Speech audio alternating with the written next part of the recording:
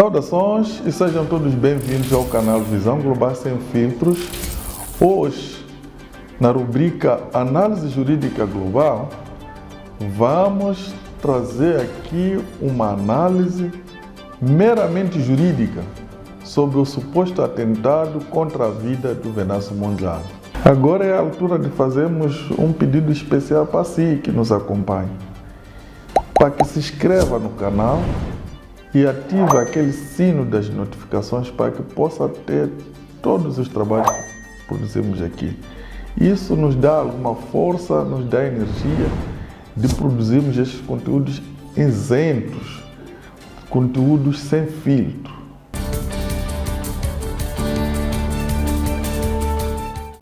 Acho que todos ficamos surpreendidos pela negativa quando vimos a partir da imprensa de que Venâncio Mondlane sofreu um atentado, ou seja, houve tentativa de homicídio contra Venâncio Mondlane.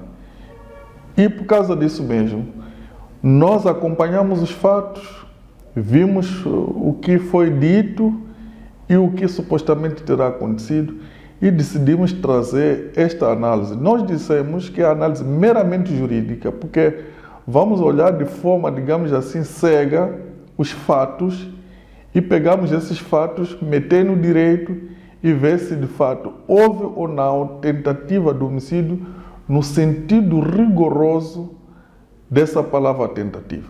Então, fique desse lado, acompanhe até o fim, porque de fato vamos fazer essa análise isenta. Ora, achamos urgente e pertinente tratarmos este assunto, fazemos a abordagem com muito cuidado, para não se criar um ambiente tenso na nossa sociedade.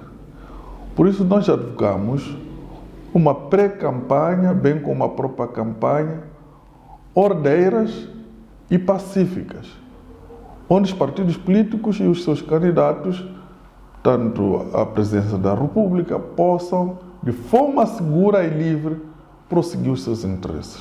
Mas antes de nós continuarmos, acompanhe a reportagem que está à nossa disposição.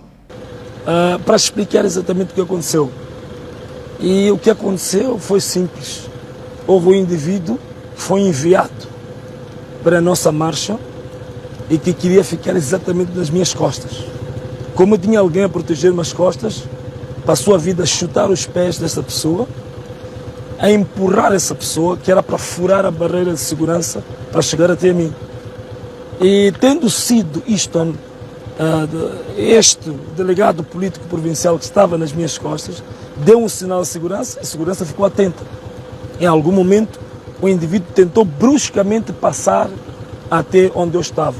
Quando ele é imobilizado e descobre-se que tinha uma arma escondida com 15 balas. E na aflição, o homem diz que foi enviado para ser segurança do candidato, mas com essas atitudes todas estranhas. Então ele é imobilizado, a arma ficou na posse da delegação da CAD de Zavala. Depois a polícia aparece a pedir que a gente devolvesse a arma. Dissemos que não íamos devolver a arma naquele lugar, íamos devolver a arma na esquadra, depois de esclarecido o caso. Então estivemos no comando distrital, esteve lá o comandante distrital de Zavala e o Sr. Maculi, e que ele ouviu toda esta história e no fim quis fazer discursos moralistas, de cá os jovens andam emocionados, que isto não poderá acontecer, por aí fora. Eu disse a ele que o papel dele não é fazer discursos moralistas, é cumprir a lei, fazer cumprir a legalidade. Então, depois de acompanharmos esta reportagem, é importante ver o que será tentativa no próprio rigor jurídico da nossa lei.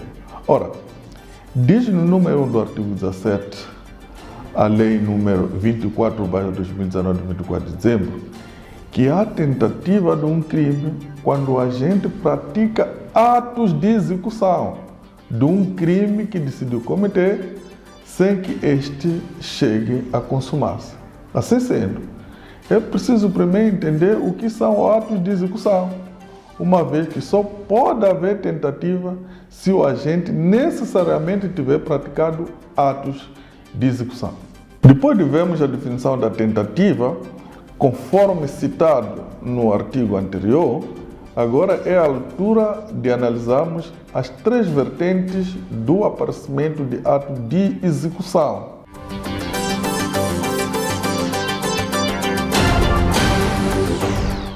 De acordo com o número 2 do artigo 17 do Código Penal, ou seja, a lei que citamos acima, são atos de execução. Primeiro, os que preenchem o elemento constitutivo de um tipo legal, por exemplo, no caso concreto, sacar uma arma e tentar ali atirar no meio daquela povoação, ou chegar mesmo a atirar, acertando ou não algo, e se acertar, por exemplo, a pessoa não vier a falecer, é claro que a tentativa está lá. Segundo, os que forem idôneos a produzir um resultado típico, ou seja, aqueles atos que, quando praticados, podem resultar em morte. Para melhor compreensão, há atos que, mesmo praticados, não causariam o resultado de morte. Por exemplo, dar tiro no pé de alguém. Em condições normais, não é idôneo para causar o resultado de morte, sem que se desencadeiem outras situações que agravem, portanto, a situação criada ali com o tiro no pé. Terceiro, os que, segundo experiência comum do dia a dia, indicarem que depois deles seguiriam os atos indicados anteriormente, ou seja, que nos garantem que depois desses atos, necessariamente, os outros iriam seguir. Uma garantia absoluta de continuação do ato criminoso. Por exemplo, são elementos que nos dão uma garantia total de que aquele agente, já que tinha em posse uma determinada arma, se os guarda-costas não estivessem ali, ou se ele tivesse rompido realmente a barreira, ele teria efetivamente atirado. Ou se não tivesse sido neutralizado, é garantido que ele teria disparado contra a figura de Venâncio Mondlane.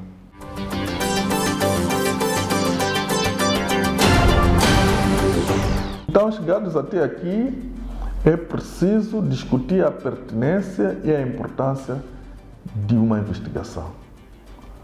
Como se pode ver, e é evidente, existem aqui muitas respostas ainda que trazer, antes mesmo de concluirmos se houve ou não o crime de tentativa de homicídio contra a figura de Venâncio Mondlane. Daí se mostrar pertinente esta investigação que já iniciou com a queixa diante da Procuradoria da República e também com a entrega da arma para efeitos de investigação, de maneira a se determinar a real intenção do agente envolvido.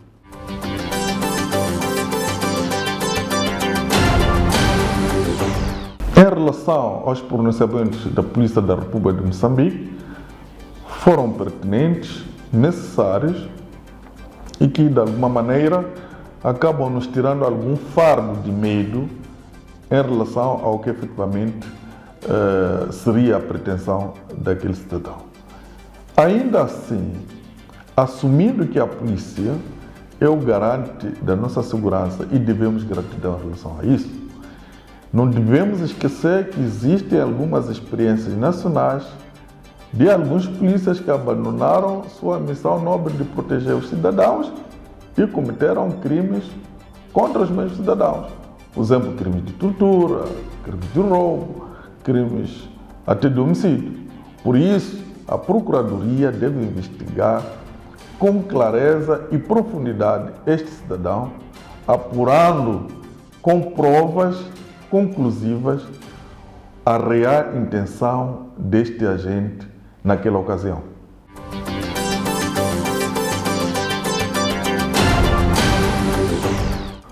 Os atores políticos devem ser serenos e dar espaço para uma investigação isenta, de maneiras a que não se criem aqui mal entendidos que derivem de interpretação diversificada.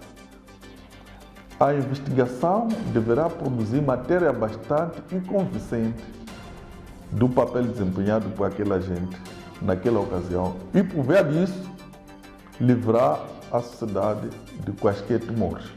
Então, chegados até aqui, é idôneo e responsável que não coloquemos a carroça em frente dos burros, ou seja, primeiro trazer conclusões para depois investigar. Não, temos que aguardar serenamente que a investigação continue até ao fim e as conclusões ficam para depois.